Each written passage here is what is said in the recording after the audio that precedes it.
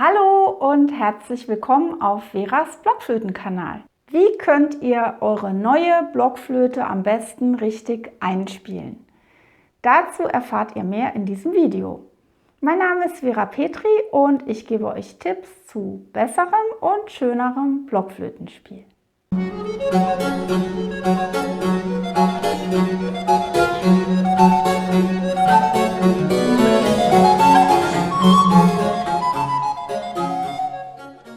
Ja, über die Kommentare unter meinen Videos und auch über meinen Newsletter erreichen mich zahlreiche Fragen von euch zu allem, was mit der Blockflöte und dem Blockflötenspiel zu tun hat. Und da kommt auch jetzt schon immer häufiger die Frage nach dem Einspielen eines neuen Instrumentes oder auch wenn ich eine Blockflöte längere Zeit nicht gespielt habe und sie wieder benutzen möchte. Wie man das am besten macht, richtig macht, dass da gleich von Anfang an nichts schiefgehen kann. Bevor es losgeht, denkt bitte dran, abonniert meinen Kanal, denn ihr kriegt jeden Freitag von mir ein hilfreiches Video zum Blockflötenspiel.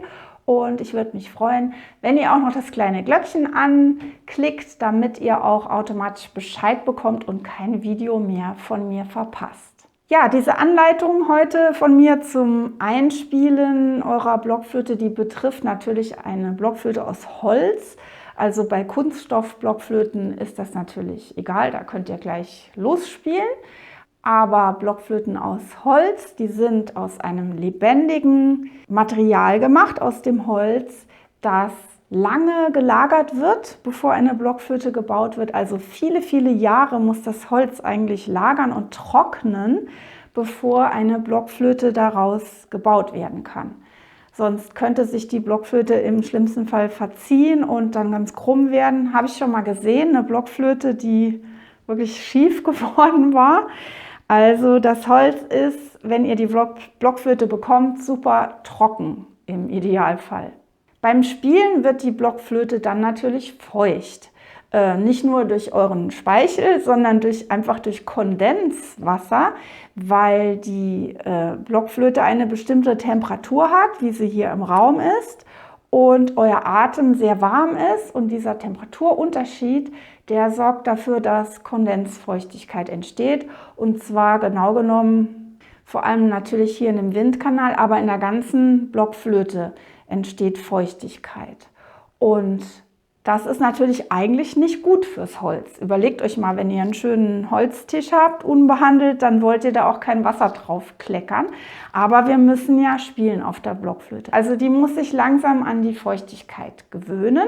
Und das heißt also, dass ihr allmählich anfangen müsst. Aber bevor ihr überhaupt spielt, ist es ganz wichtig, dass ihr die Blockflöte vor jedem Spielen aufwärmt.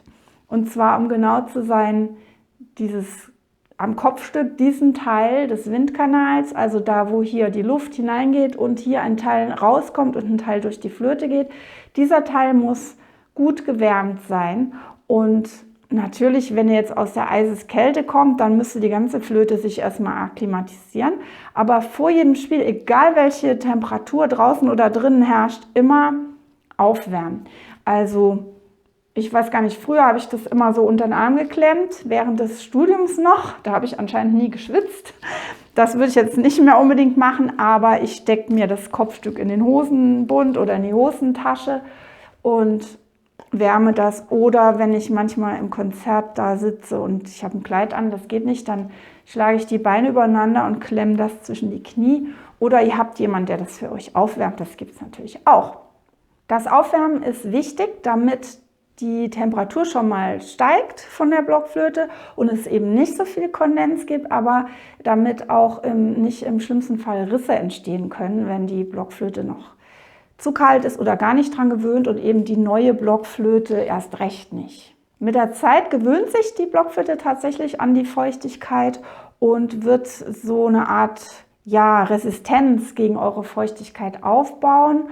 Und dann geht das immer besser. Aber beginnt erstmal mit nicht länger als 5 Minuten spielen. Und das könnt ihr dann von Tag zu Tag oder von Woche zu Woche aufbauen. Woran merkt ihr, dass es zu lange ist für die Blockflöte? an zwei Dingen eigentlich, nämlich erstens, wenn sie verstopft klingt, also heiser wird, und zweitens, wenn sie nicht mehr gut klingt. Aber sobald ihr das bei einer neuen Blockflöte, die ihr einspielen möchtet, merkt, müsst ihr sofort aufhören zu spielen an diesem Tag oder zumindest für ein paar Stunden. Normalerweise, wenn die Blockflöte schon eingespielt ist, wird die öfters mal verstopft oder heiser. Dann kann man nochmal durchblasen. Also das habe ich euch ja in meinem Video erklärt über die Behandlung der Blockflöte. Das kann ich euch nochmal verlinken in der Infobox, wie man die am besten ausbläst. Also die sicherste Methode ist, finde ich, mit der flachen Hand hier zuhalten und hier reinblasen. Aber das solltet ihr auch machen, wenn eure neue Blockflöte jetzt heiser oder verstopft wird, aber danach nicht mehr spielen. Und bei einer Blockflöte, die schon eingespielt ist, kann man dann nochmal versuchen weiter zu spielen und sie fängt sich wieder, oder man kann auch Antikondenströpfchen reinmachen. Das würde ich alles bei der neuen Flöte nicht machen, sondern gut aufpassen, wie verhält sie sich. Wird sie irgendwie verstopft, gucke ich auf die Uhr, okay, sind auch schon 4-5 Minuten, dann wirklich aufhören. Und so könnt ihr das jeden Tag ein bisschen steigern. Und was ich eben erwähnt habe, dass sie komisch klingen kann, das ist, wenn sie in den hohen Tönen oder auch sonst, wenn sie irgendwie so ein Nebengeräusch kriegt im Klang und einfach nicht so klar klingt, dann hat sie einfach zu viel, dann hat sie sozusagen die Schnauze voll. Dann tut es der Blockflöte nach meiner Erfahrung nicht so gut, wenn ihr lauter hohe Töne spielt und sehr viel in der hohen Lage rumprobiert und sehr schnelle Töne spielt, sehr schnell in die Höhe und rauf und runter.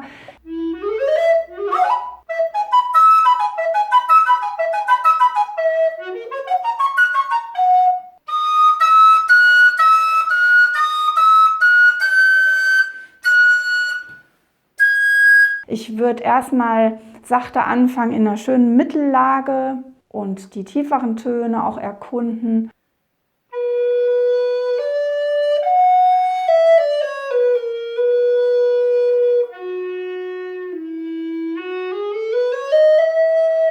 Und mal die Halbtöne ausprobieren, die Halblöcher.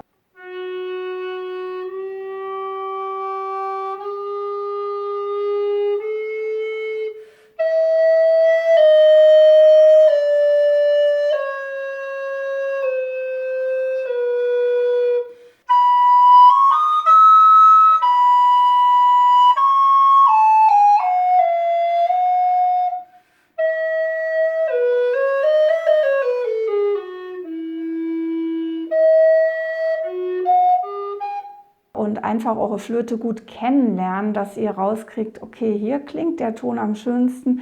Das habe ich ja auch schon öfters in Videos erklärt und gerade vor einiger Zeit ein Video gemacht zu extra schönem Klang auf der Blockflöte, die Tipps dazu. Und da habe ich auch immer wieder erwähnt, dass man mit einem und denselben Ton sehr viel rumprobieren kann. Also den voller, runder oder schmaler oder leiser, lauter klingen lassen kann. Und das würde ich ausprobieren mit der neuen Flöte, anstatt sehr viel rumzududeln.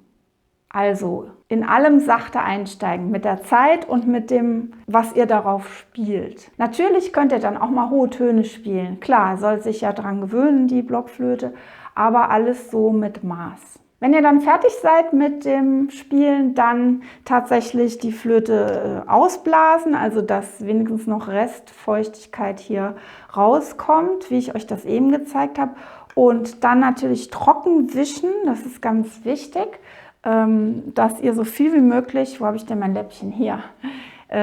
Also ich habe das immer auf so einem Stock und ich habe heute extra für euch ein frisch gewaschenes Läppchen. Und dass ihr so viel wie möglich von der Feuchtigkeit eben schon mal rausnehmen könnt. Klar, der Rest ist im Holz drin, der muss einfach an der frischen Luft dann verdunsten. Deshalb, ich habe meine Flöten ja immer so stehen. Wenn ihr das nicht könnt, lasst die Blockflöte aber, nicht nur die neue Blockflöte, sondern jede Blockflöte richtig gut erstmal trocknen, bevor ihr die wieder in einen Kasten packt. Dann ist es ja so, bei den Edelholzflöten, die müssen geölt sein, die sind ja nicht imprägniert oder so, die sind geölt, damit die Feuchtigkeit nicht so sehr eindringt. Und das sollte natürlich beim Kauf eurer Blockflöte schon in Ordnung sein, sodass ihr nicht gleich schon ölen müsst. Also das ist dann auch wichtig beim Kauf darauf zu achten, mal reinzufühlen, fühlt sich das hier ganz rau an hier innen drin oder ist das eine glatte Oberfläche?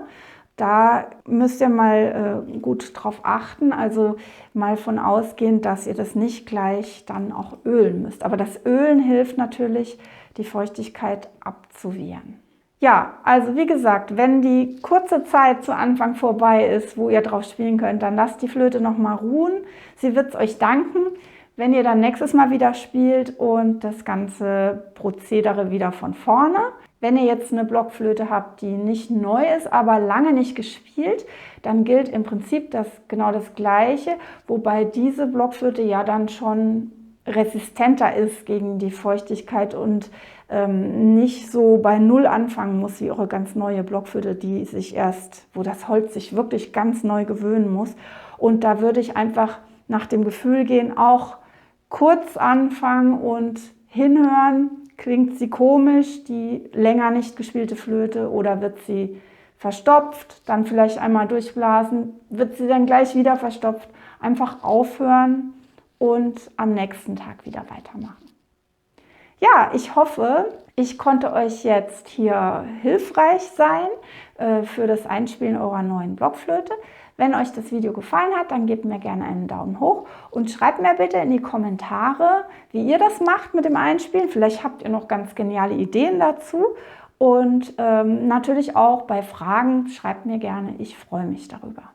Jetzt bedanke ich mich fürs Zuhören und sage bis nächste Woche. Tschüss!